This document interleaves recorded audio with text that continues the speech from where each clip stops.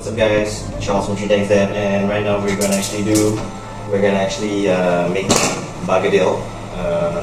So basically I'm gonna start off with using 5 potatoes, and we're gonna boil it in this pot here with like a half a pot of water, and we're gonna boil it for about 15 minutes with the skin on until it is soft. Then we'll mash it up, and then I'll go through with you what kind of stuff that you need to make Bagedil. This is my first time doing it, so I'm just trying to experiment and see how it goes. So here we go. So I got my potatoes here.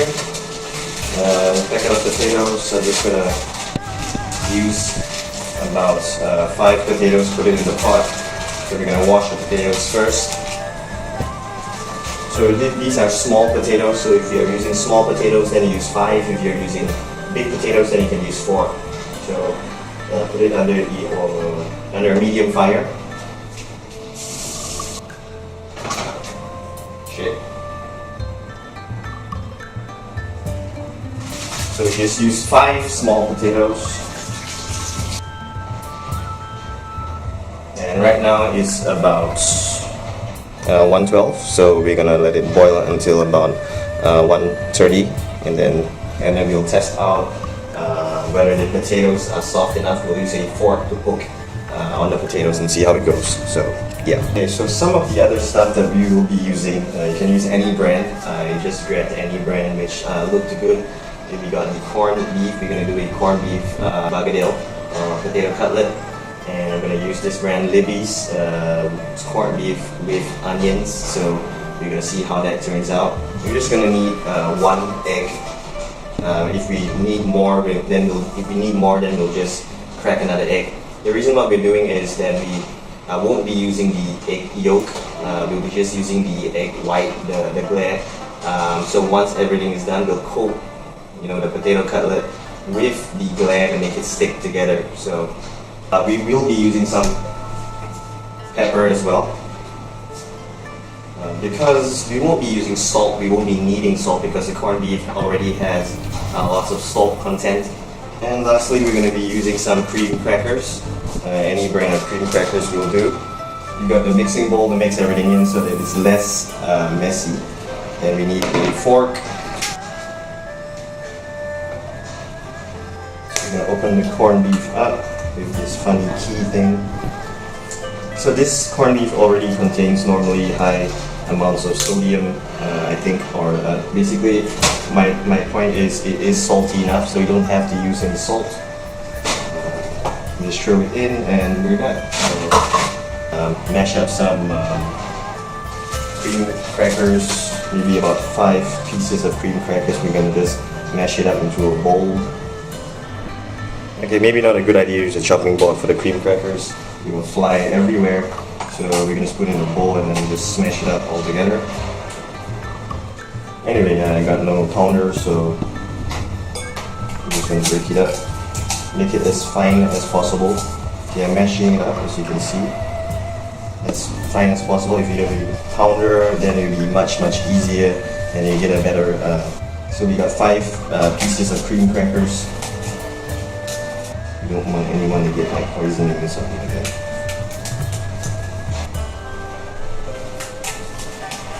Okay, so we're done.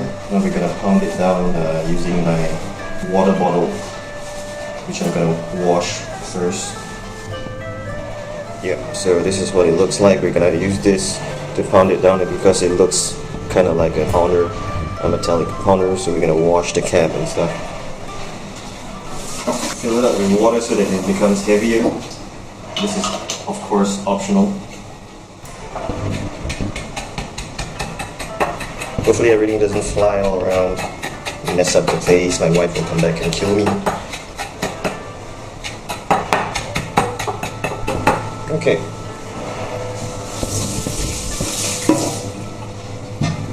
So, pretty good find, I guess.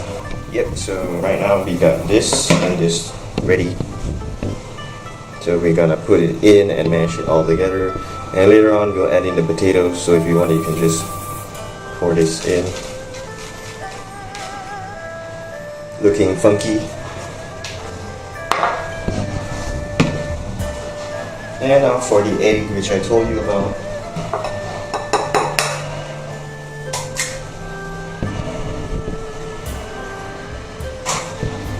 We don't really need the egg yolk, we just need the egg white. So we're gonna try to remove the egg. I don't think that's gonna be enough, so we're gonna use another egg.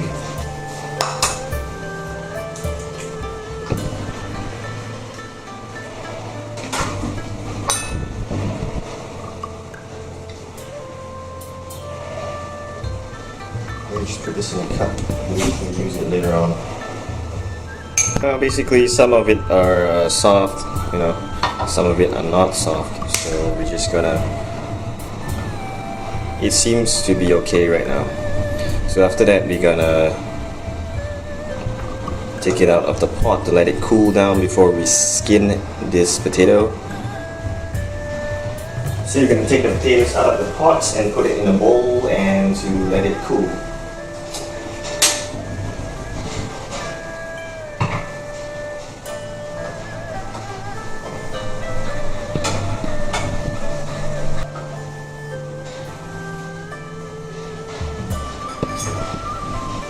So there you go, some nice boiled potatoes, and it's really extremely super duper hot like shit. So you can see the potatoes are nice and cooked, and we're gonna let it sit there and dry out for about 10 minutes, and then we'll be back. So actually, since it's so hot and the skin is easily repealable, just peel it off like that. So we got it done, and this is what it looks like. Looks pretty nice. So the next thing that we're gonna put in will be some pepper, depending on how spicy you want it to be. And I was just thinking to put in some maybe chili padi seeds together just to give it a bit of spiciness. Should I try that? Okay, I shall. So I answered myself. So let me just get out one or two chili padis and mix it in. So I got 2 chili padis here. Be careful not to touch your face after touching all this. Your face will burn for a very long time. Let's try putting in all the seeds. The pile chadi seeds to give it a bit of spice. Some pepper which I showed you just now. I'm not so sure how much pepper to put. But less pepper is always better than more pepper. Mash it in. Mash the mashed potatoes. You can see that it's nice and soft and easily mashable.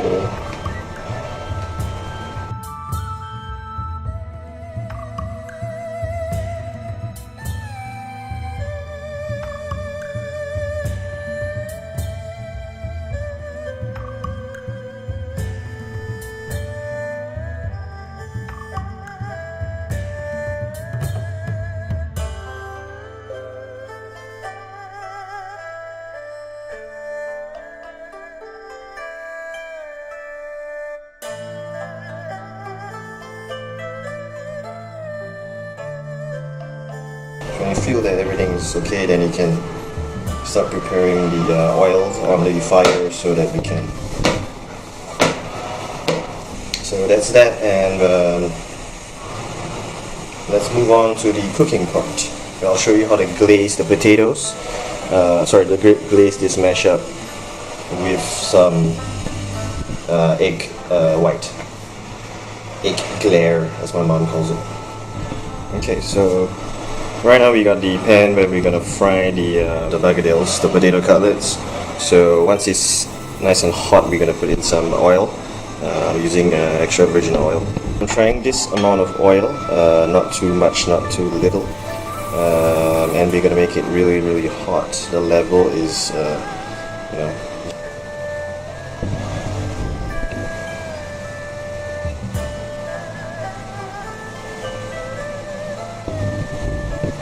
something like that. Maybe make it a bit bigger.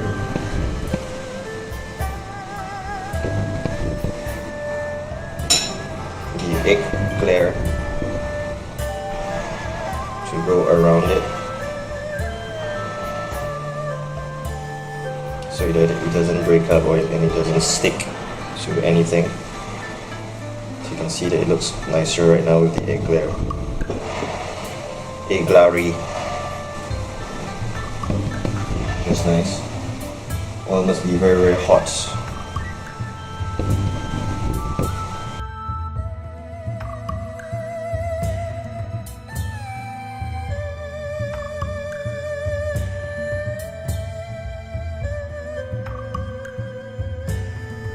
Let's see if that sticks to the plate. Yes, it does stick to the plate a bit.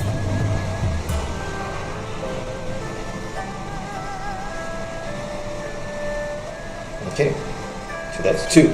Looks cute, yeah. So for this, I guess the fire needs to be bubbling in order to be really, really hot. You can see the smoke coming out of there. But I guess the fire needs to be, the oil needs to be boiling in order to get a good cook. And it should be pretty fast to cook, so let's try it out. So right now we're going to put one in and then see how it goes.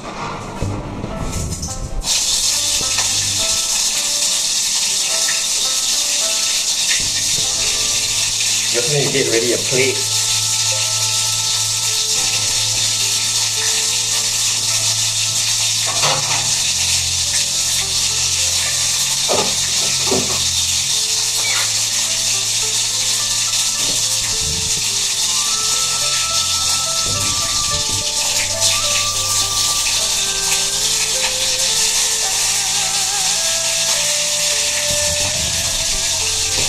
It cooks really, really fast, super fast. Put some tissue on a plate to soak up the oil, and then I think it should be done right now. Ow!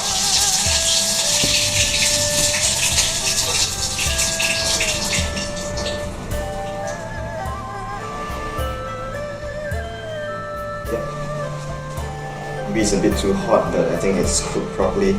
So moving on to the next one.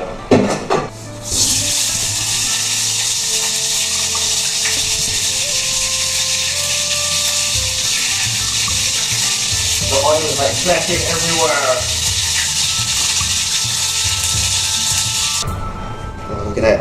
Looks good. So the fire needs to be really, really hot. So let's try it out.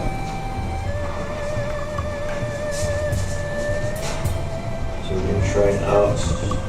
You can see the inside is pretty much nice and cooked, and the outside is nice and crispy. Can you see that?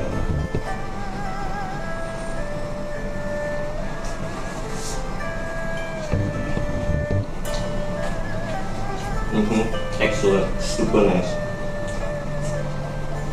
Wow, I'm impressed.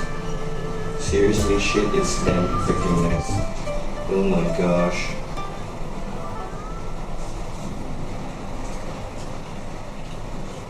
Oh my gosh. Like how my mom makes it. So I'm gonna continue. And that's all guys. Thanks for joining me. I'm gonna go ahead and cook more for my wife and stuff. So I'm gonna make soup, watercress soup. If you haven't, if you don't know how to cook watercress soup, there's another video done on that. That's pretty simple as well. Maybe it takes about, depends on how you want to do it. Normally takes about an hour or an hour and a half to cook watercress soup, because you are boiling some stuff and you need to give it a good boil, but you can't boil it over a hot fire at the same time because the pork will actually get really, really hard. So that's why we're going to go over a medium fire. And that's all guys. Excellent. Good. Move.